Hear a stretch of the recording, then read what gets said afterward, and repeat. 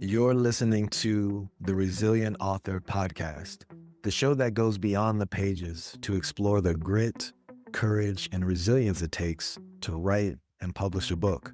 I'm your host, Kary Youman, and each week I sit down with authors to uncover the stories behind their stories, the challenges they faced, the breakthroughs they experienced, and the wisdom they've gained along the way. Whether you're working on your first chapter or celebrating your launch, this is the place to find inspiration and practical takeaways for your own author journey. Let's dive in. Ray, so for those just discovering your work, what's your book about, and what sparked the idea to share this part of your life in such an honest way? Yeah, the book "Me, Myself, and My Multiple Myeloma" is a cancer patient memoir.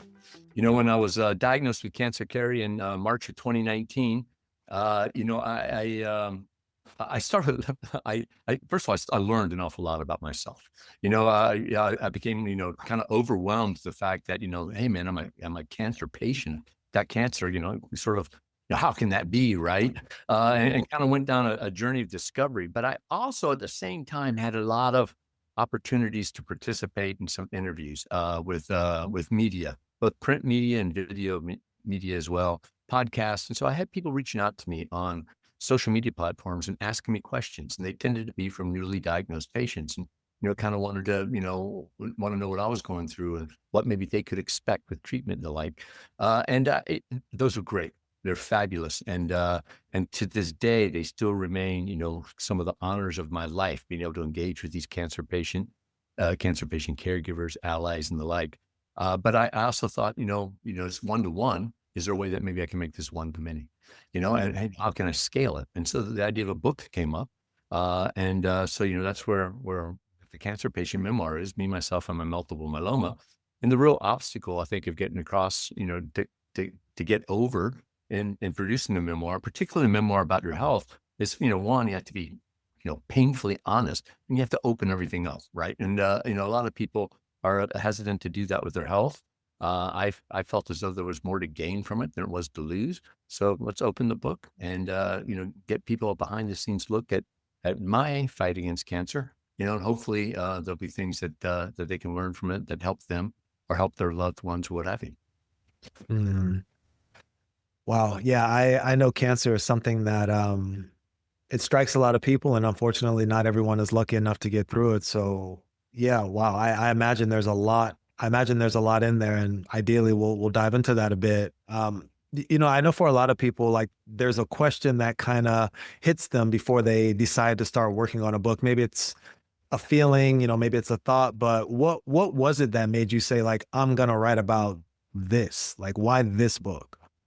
Yeah, it was again, it was wanting to get the message out as efficiently as possible. One-to-one was fantastic, and I still love doing that. Through the book, I've been able to engage with patients and caregivers from all around the world, literally. New Zealand, Australia, South Africa, Egypt, Iran, Turkey, the United Kingdom, all over the United States. So it's an honor to do that. But also, how can you scale it? And part of it came back to, having mottos. I'm always in search of a motto, Kary, because I'm a musician.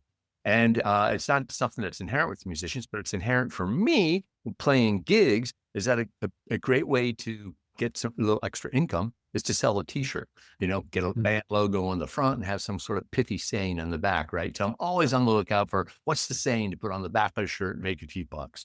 And so let me just share with you just hopefully it's a pretty short story on how the impetus for all of my books came about. The first one and certainly the second one, Me, Myself, and My Multiple Myeloma, and the three later.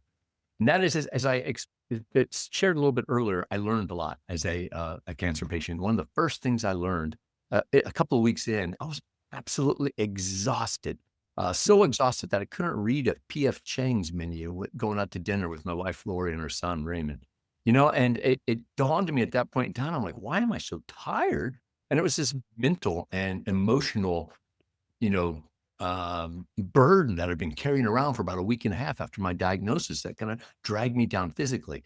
And so that's when I became aware of the fact that my whole being is more than just my physical being or my mental being. That for me, I consider my emotional being and my spiritual being to be in there as well. And as a musician, I'm aware of a mixing board and, raising the levels up of certain things or levels, down at the others, different instruments, bass, treble and the like.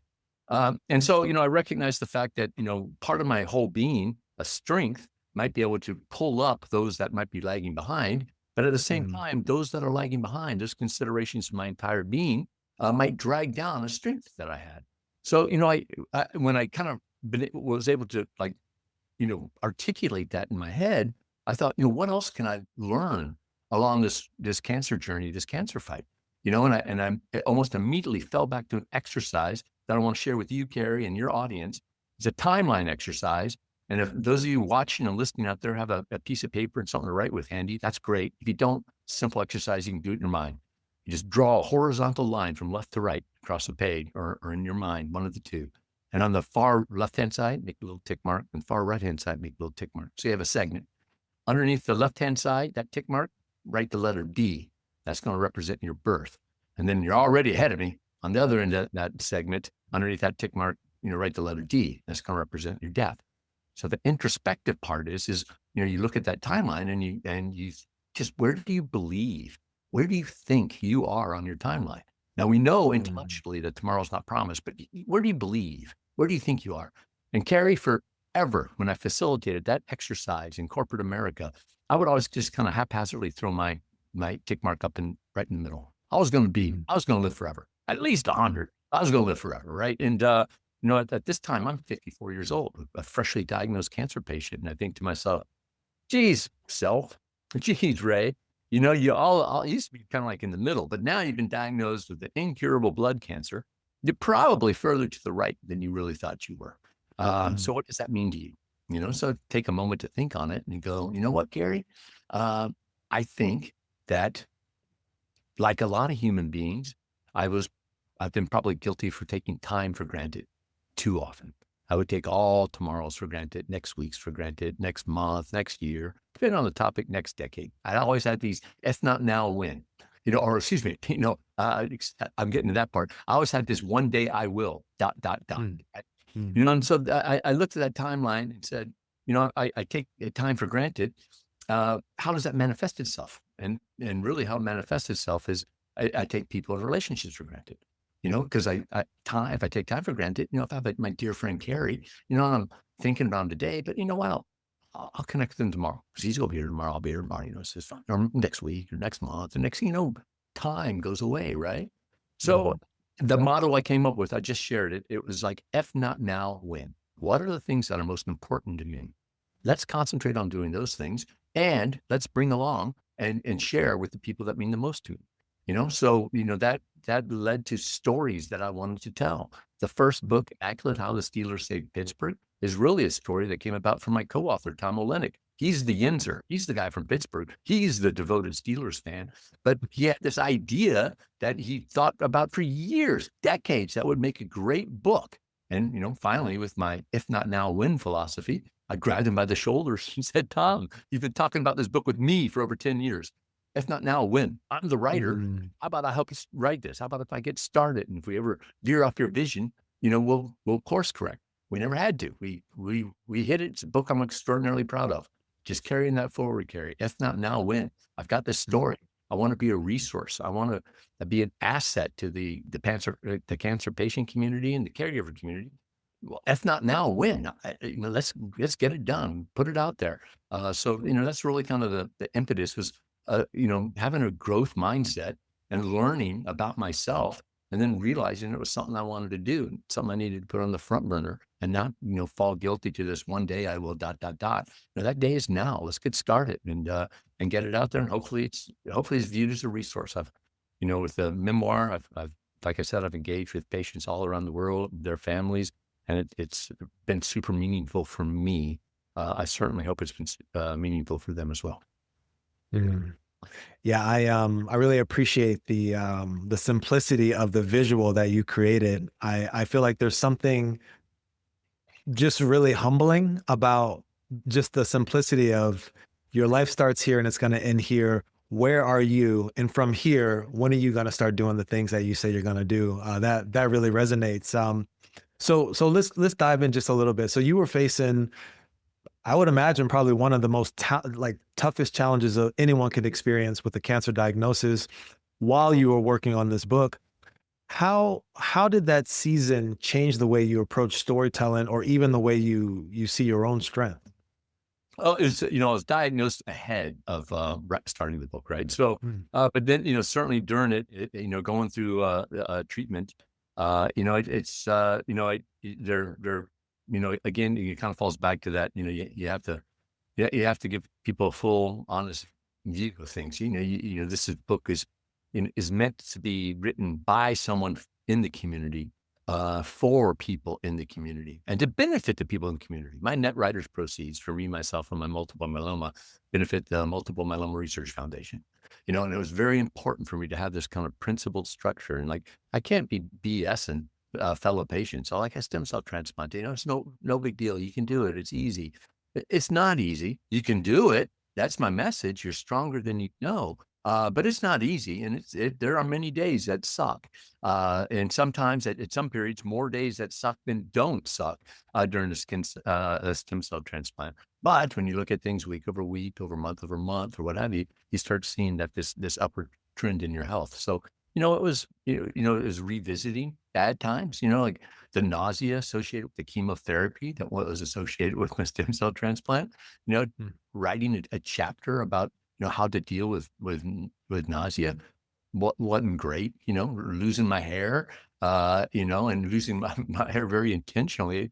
I shaved down before I lost my hair. Those are all things that, were sometimes tough for me to revisit, but also tough for my family to revisit. My wife, my children, my tribe, my team that was behind me and still are with me to this very day. Sometimes it's difficult to revisit those. Mm. Yeah, I can only imagine. I mean, was there like a particular, breakthrough or mindset shift that helped you to see sort of just like the bigger story beyond your own experience as you were going through that? There were a lot of things, and one is and I've mentioned it, just in passing a moment ago, is that a message I certainly want to get out is that it might not be easy, but every human being is, I believe in my soul that, we are all stronger than we know. Right. Mm. So that's one thing that everyone, I hope, takes away from the book, and takes away and just is able to internalize. You are stronger than you know. You can deal with a lot of these challenges and these obstacles that life's going to throw in front of you. And the second thing that, I discovered is that together we're even stronger still. So I found out that I was stronger than I knew, but I also, this tribe and this team that was with me, Kary, some people have a journey with cancer and some people have a fight against cancer. Mhm. My personality, it fits with the fight. A fight against cancer motivates me more, and it's kind of gone out of favor. We had the fight against cancer and the war against cancer kind of start with the Nixon administration, and when they used that, war analogy, because it was propaganda. We need to raise a lot of money to address this issue. And there's nothing that raises, more awareness and more money through propaganda than like wartime type of talk, right? So, that was that war against cancer. A lot of people now don't like to refer to it as a fight or a war because, a fight, sort of, brings up the connotation that there's a winner and a loser. And Mm. I can tell you, going to the infusion center, there's not a single person in an infusion center sitting in an infusion chair that's a loser. I mean, these are Mhm. bravest warriors I've ever come across. So, there are no losers. So I understand that. I understand that there's journeys. For me, there's a fight. And to get back to the point of my story here is that, I feel better mentally. I am so much stronger mentally going into my fight against cancer, knowing that there's not people behind me, Kary, but I've got this team that's alongside me, wading into this battle of mine with me. And that just energizes me. It gives me strength. So, messages I like to give out, is that I am stronger than I know. I believe that you are stronger than you know. And together, united, we are stronger still. There's always going to be someone for you to reach forward to and to receive a helping hand and pull yourself forward when you need it. And if it needs to be me, people, reach out to me. I'd be happy to do it. My phone number is in the book. You can reach me on social media platforms with my name, Ray Hartjen. Last name is spelled Hartjen. That's my handle everywhere. My email address is rayhartjen@gmail.com. My website's rayhartjen.com. So if you ever need a helping hand, if I'm strong enough, brother, I'm going to reach back there and help pull you forward to where you need to be or where you want to be. Just like there's been times when I've been in need and I've been dependent on others to reach back and pull me forward. Mm. As you were sharing that, Ray, I kept getting, I just kept hearing stewardship, servant leader. Did you grow up with this sort of belief, or is this something that this diagnosis has sort of given birth to? And I'd like to say it was part of me before. It wasn't. Before my diagnosis, I was just kind of living in my own bubble. You mentioned earlier that cancer affects so many people. Cancer affects nearly everyone. Studies show that between 33 and 40% of all humans will be diagnosed with a cancer in their lifetime. So just those numbers alone means that somebody in your family, in your professional network, in your community, in your neighborhood, somebody that is going to be dealing with cancer at some point in time. So it affects practically nearly everyone, right? So that's one thing to know. But for me, before my diagnosis, I was kind of living in a bubble, and I like to think that I was a good guy with my charitable contributions and community involvement and stuff like that. But when I first got diagnosed, very early, I think it was like the week afterwards, I went to my first patient group meeting. And, those people kind of taught me how to be a cancer patient. Right? I mean, it sounds kind of silly, but, I'm sitting here around a table, and there's all these brave cancer fighters who have been diagnosed before me. First of all, they're living, right? And they're trying to live their best lives. They're not dying, they're living. They just helped me get my mind straight around, being a cancer patient. And in my time of need, they were there for me. And, that's been a driving motivator for me. Soon after, I made up my mind, it's like, I want to be like them. I want to help others. That's the reason the book came about. I want to raise money for the Multiple Myeloma Research Foundation. I want to help patients. I want to help their caregivers. And, like I said earlier, it's been super rewarding. My wife and I were waiting for a performance to start a couple of months ago, and so I was just kind of scrolling through Instagram, and I had a direct message in there from a guy who was recently diagnosed with multiple myeloma, and he was scared, but he was also uncomfortable in talking about his fear to his wife and his children.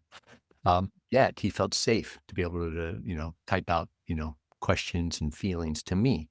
And I'm just blown away here. It's like, wow, this is such an honor that, a guy feels, a complete stranger at that point in time. Now we're connected, and we're, within the same network, same community, but, just such an honor for somebody, to feel safe enough with me to share their deepest and darkest thoughts and their fears and their insecurities. It's super rewarding. So, it's, this kind of idea of, being first of all, it's, being, I don't want to say a servant to others, right? But I do, want to be of service to others, but there's that immense gratitude that, has come into my life. With my cancer diagnosis, Kary, a person asked me not that long ago, would you change your diagnosis? It's like, oh, wow, man, that's a really good question. And, it was on a podcast. So I felt as though I had to answer it, pretty quickly. So, instinctively, I went with my gut and said, you know what? I don't think I would change my diagnosis. I do not want to have cancer. It'd be great if I didn't have cancer. If somehow multiple myeloma becomes curable, I would love to be cured of multiple myeloma.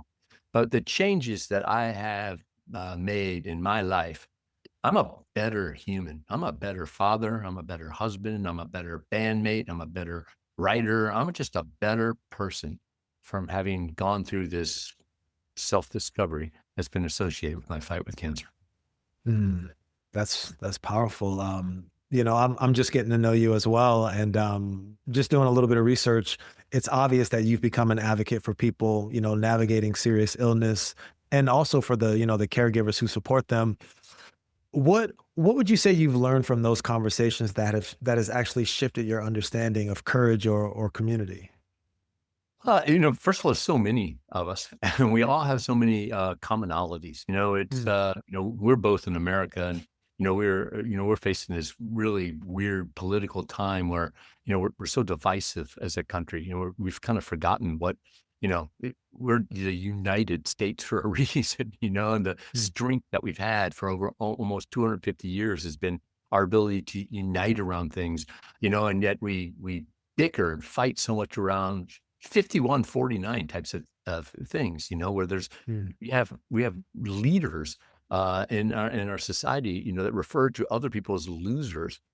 That's just like the wrong mentality, man. mm, We're supposed to be working where we're all winners. That's what we're supposed to be doing, right? And when you get away from politics and geopolitical considerations and things like that, and just fall back on human to human, man, we are mm, all in this together.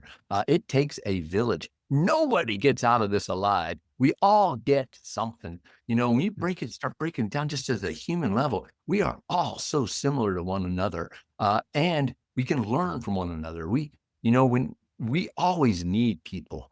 There's times when we need a helping hand, and there's times when we feel strong and powerful, we can lend a helping hand. And in both those instances, we should take advantage of that. When we need a helping hand, we should feel comfortable and safe to be able to reach out and to say, please help, and to be able to accept that help. And when we're feeling strong, we need to be, compassionate and empathetic enough to help pull others up to where they need or where they want to be. I think that's mm, the thing I've kind of learned. It was really cool.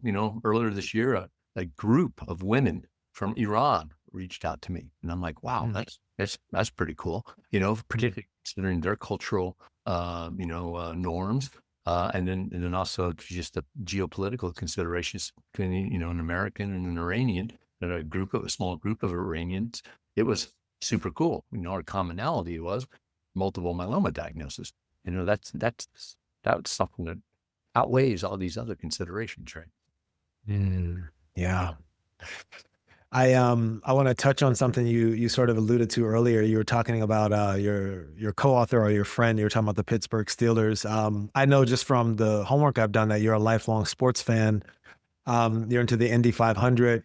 What what parallels do you see between what athletes go through on the field and what everyday people face when life, tests their resilience? Yeah, I think it's the process. We Mm, hear that sometimes as a fan, particularly when there's a team that needs to rebuild. It's like trust in the process. We need to rebuild, we mm, need a stronger roster or whatever.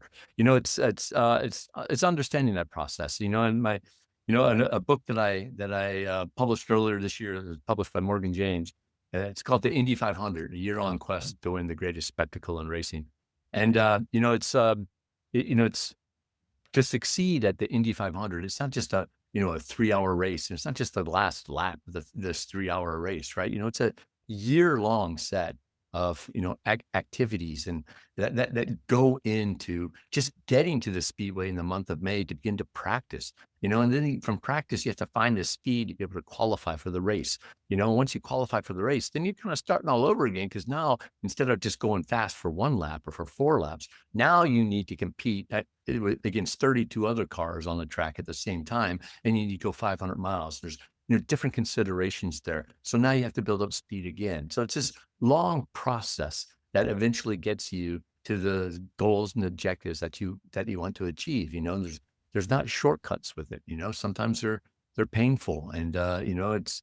I think a lot of times, I love what you do with this podcast, Kary. That resilient author is, there's a lot of times there's a tendency for creatives, it's like, I got this great idea, and they're looking at the end result. It's going to be, 80,000 words of this book, for example. And it's like, oh, I ain't got time to write 80,000 words, and they said they got this idea. They can see the finish line, but the finish is so daunting that they don't really even get started, and so, I like to really tell people, you can't shortcut the process, right? And in writing that 80,000 word book, really, if you do 500 words a day, which isn't a whole lot, in a half a year, 160 days, you'll have that 80,000 words, and your book will be done, right? So, you can't get to the finish line unless you get to the start. I think there's a parallel. It's certainly a parallel in motorsports, in Indy 500.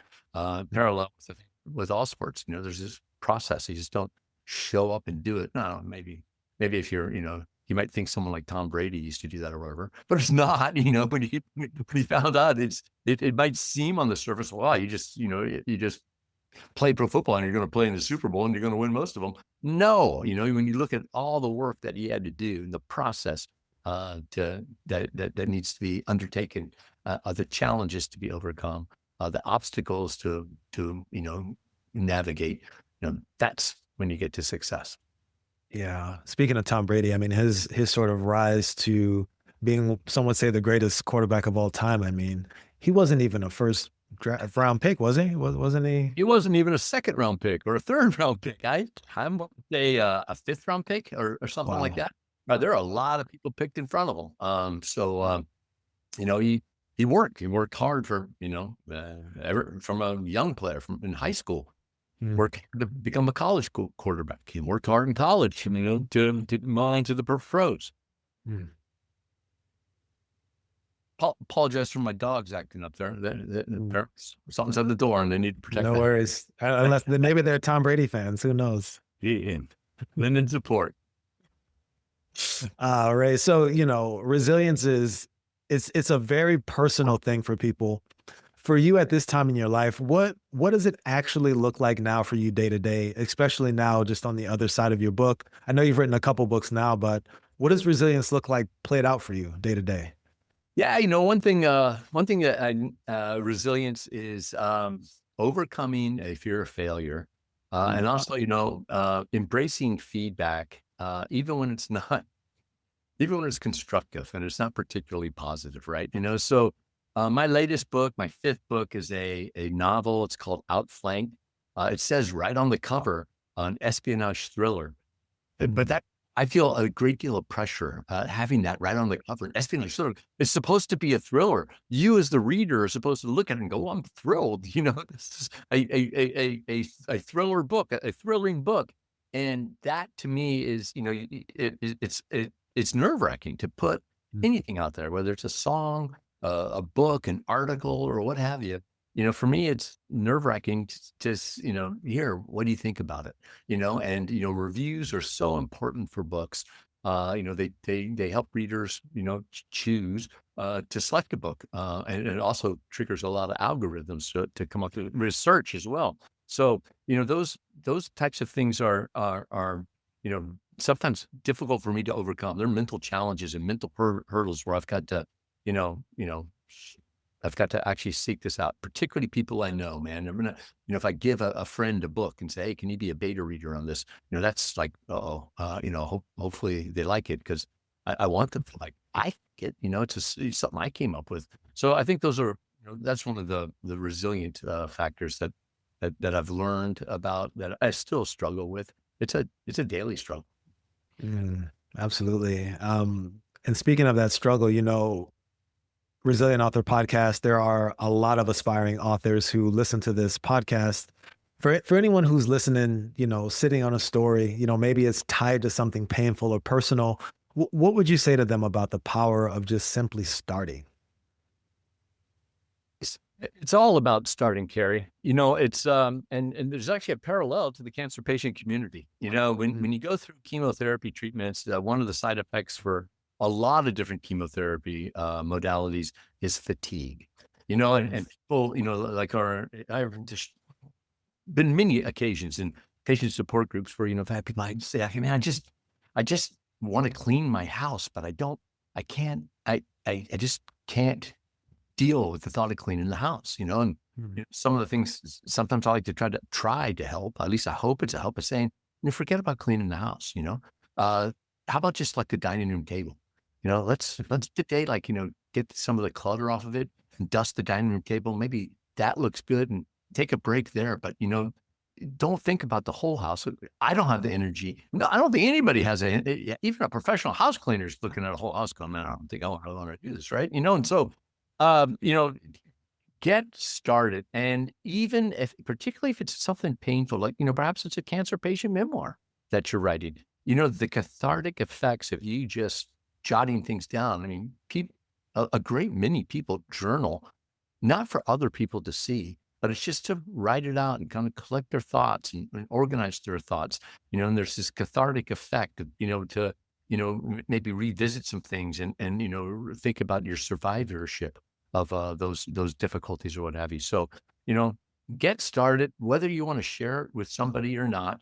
Isn't it Stephen King who said, write with the door closed and then, edit with the door open, follow that approach, write it. And if it's something that you, feel kind of proud of, then, open that door a little bit, and, share it with somebody, share it with a beta reader, ask them what they think, and like we've already discussed, Kary, sometimes that can be kind of nerve wracking.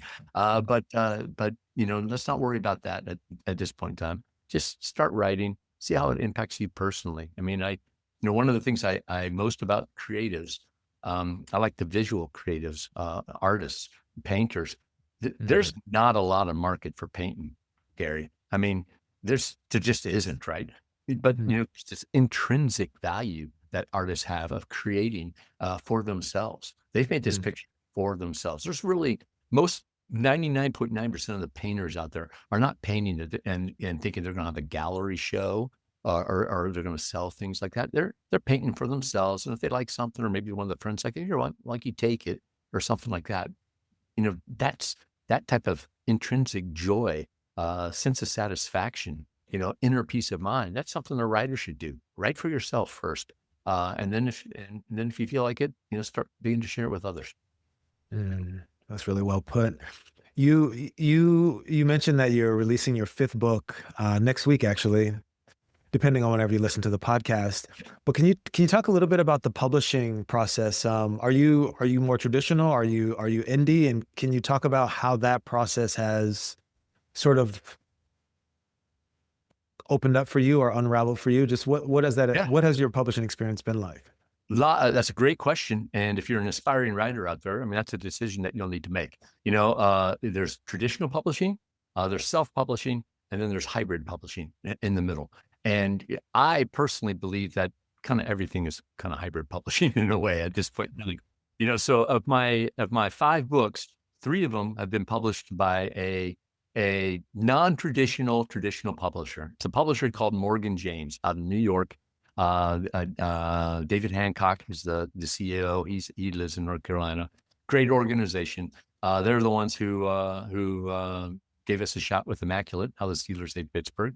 They also published my memoir, Me, Myself, and My Multiple Myeloma, and they published the Indy 500 book, the Indy 500 Year-Long Quest to Win the Greatest Spectacle in Racing. One thing that all writers need to be aware of is when, unless you are like Michelle Obama or somebody like that, Stephen King, your book is not going to be promoted and marketed by your publisher. They will try to find ways to talk about it, but if you go to like someone like Simon and Schuster, they're trying to get in there, note that they're going to publish in a year, just in the nonfiction category, 20,000 books or more. They've got room to promote like 4 of those a month. That's not you, probably, so you are going to be responsible for selling and marketing your book. So with that being the reality of the matter, is, how do you compensate yourself for all that promotional work that you have to do? Self-publishing is a very viable prospect. If you're going to do all the work anyway, why not just self-publish? So my latest book, Outflanked, my novel, that is self-published under my own imprint. My imprint's Two Red Chairs Publishing. I figure, well, I'm doing all the legwork on it anyway. It's not going to be sold into bookstores. It's not, you're going to have to buy this online. My local bookstore might stock it, but probably not, right? So, it's definitely an option to consider. There are, within that kind of simple consideration, it's more than just promotion and marketing budgets and what a publisher will or will not give you. One thing publishers do tend to give you from the traditional publishers and the hybrid publishers is that they will design your book for you, interior design and cover design. And that can be expensive. Freelancers look for, book cover design to be about $1,500. That's a lot of books to sell to make $1,500. Interior design, if you have not published yet, you might think that interior design is what I thought it was when I first went through this process with Morgan James with the Immaculate book. And they're like, yeah, we got to go through interior design. I'm like, interior design, I've already done that. It's on words.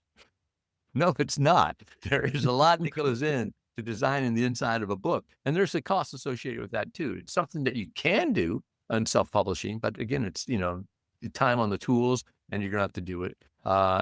So considerations to be given there. But yeah, I love having the conversation with writers about traditional publishing or, hybrid publishing or self-publishing. And part of it's pitching the story. And, it's easier to pitch your second book than your first book. But you need someone to say, yeah, that's a good book. So, those of you out there who are thinking about going to market and publishing a book, lots of different choices, but within those choices, lots of considerations to make, depending on how much you want to invest, both the time and money, and what others can bring to the table for you. I love the imprint, Two Red Chairs. Can you share a little bit about backstory on that? Yeah, it's my wife and I, we have two Adirondack chairs in the backyard that are red. And we like to go back out there and, typically on a Friday evening or Saturday evening, sit back with a glass of wine, watch the hummingbirds fly around or something like that, and watch the sunset. So it's together, a collaborative, happy place, right? So that became kind of like the logical publishing imprint. Love that. So, Ray, I want to take you through what I'm calling the lightning round. This is still a fairly new segment, but I'll ask you 3 questions, and we'll just kind of run through them. Excellent. I love lightning round. It sounds great. It sounds Awesome. great now until you put me on the spot, and then it might not sound so great. I'll be nice. So, what's one book or writer whose influenced how you see storytelling? Bill Bryson. Are you familiar with Bill Bryson? Bill Bryson. Yes. Are you familiar with him? I don't. I feel like I need to look him up. Yeah, Bill Bryson is a guy who made his name as a travel writer. But one day he's sitting on an airplane and he's looking out the window. He's at 37,000 feet or something like that, and he goes, "Wow, now this is amazing! Just the science that goes into a metal plane flying in the air at 37,000, taking me around the world."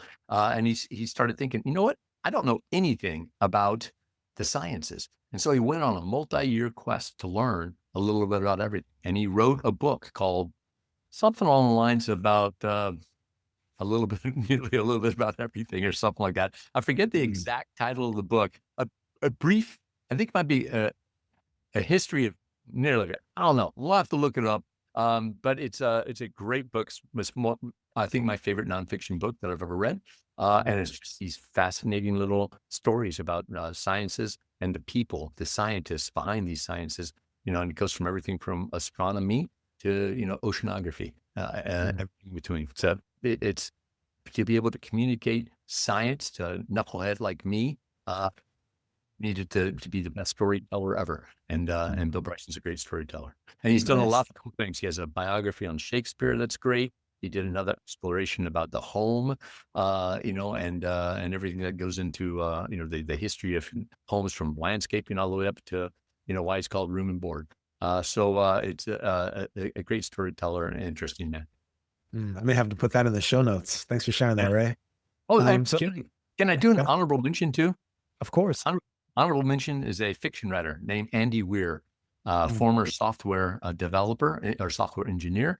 And I believe from the Bay Area in California, who wrote The Martian, which turned into this fabulous movie, but the book's great. Wrote Artemis, and one of my favorite fiction books is Project Hail Mary, which is being made into a movie currently. I believe those books were all self-published, by the way, too. He's just a space nerd who had stories to tell, and he tells a wickedly good story. I haven't read the book, but the Martian movie was really good. Matt Damon did a great job. Yeah, it's an Andy Weir gig, and you'll like this next movie. I forget the guy who's in it. Good-looking guy that everybody loves. But in Project Hail Mary, I'm sure it's going to be a huge movie, and I hope it is because the book was great. Nice. Ray, if you could go back and talk to your younger self, what's one thing you would tell him? Oh man, what a great question! It's the lightning round. I feel compelled. I need to, listen, listen more than talk. Be more empathetic, be more considerate, be more compassionate, a little bit more outward focused as opposed to inward focused. I wouldn't say I was particularly selfish, but I had opportunities to be a lot more selfless. Or more selfless rather. So I think, yeah, that'd be the first one would be listen. As the audience already knows from listening in, I like to talk, but tell my younger stuff to listen more, to learn more. It's a good reminder for us all. All right, Rick, can you finish this sentence? Writing my book reminded me that.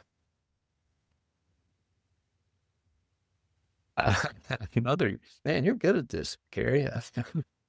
Writing this book reminded me, what I want to say is it reminded me that, I have a talent for telling stories. And that, I think from, through my professional career as a, in corporate communications, public relations, organizational development and marketing, it's the way that I made points and fostered engagement and built relationships was storytelling, right? And we all want these stories. It's kind of intrinsically within us. When we're little kids, we're, begging our parents to please tell me a story and all this, right? The messages resonate more when there's a story. And I think I'm a good storyteller. And I think, the process of writing all my books, I sit back with a sense of pride and go, I think that's a good story.